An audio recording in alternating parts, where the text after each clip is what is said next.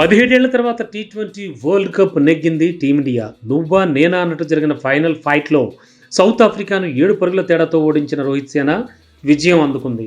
భారత్ విజయంలో ఇద్దరిదే కీలక పాత్ర.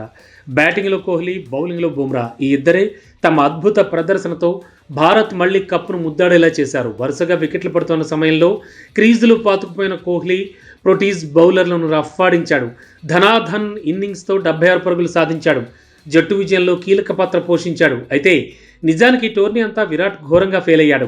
ఈ ఐపీఎల్లో 15 ఇన్నింగ్స్లో 741 పరుగులు సాధించి ఆరెంజ్ క్యాప్ కొట్టిన కోహ్లీ వరల్డ్ కప్ వచ్చేసరికి ఫెయిల్ అయ్యాడు.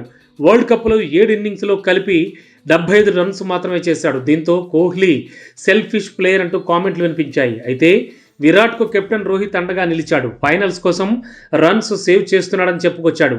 అన్నట్టుగానే ఫైనల్ ఫైట్లో విరాట్ తన స్టామినా ఏంటో చూపించాడు. అయితే ధోనీతో కోహ్లీ కంపారిజన్ స్టార్ట్ అయింది. 2011లో భారత్ వన్డే ప్రపంచ కప్ నెగ్గింది. ఫైనల్లో ధోనీ 91 పరుగులు చేసి జట్టుకు కప్ అందించాడు. ఆ టోర్నీ అంతా ఫెయిల్ అయిన ధోనీ ఫైనల్లో మాత్రం సూపర్ క్లిక్ అయ్యాడు. గంభీర్తో కలిసి జట్టును విజయ తీరాలకు చేర్చాడు. 91 పరుగులతో నాట్అవుట్గా నిలిచి టీమిండియాకు 28 ఏళ్ల తర్వాత వరల్డ్ కప్ అందించాడు. ఇప్పుడు కోహ్లీ కూడా అలానే కనిపించాడు. టోర్నీ మొత్తం ఫెయిల్ అయిన కోహ్లీ ఫైనల్లో మాత్రం విరుచుకుపడ్డాడు.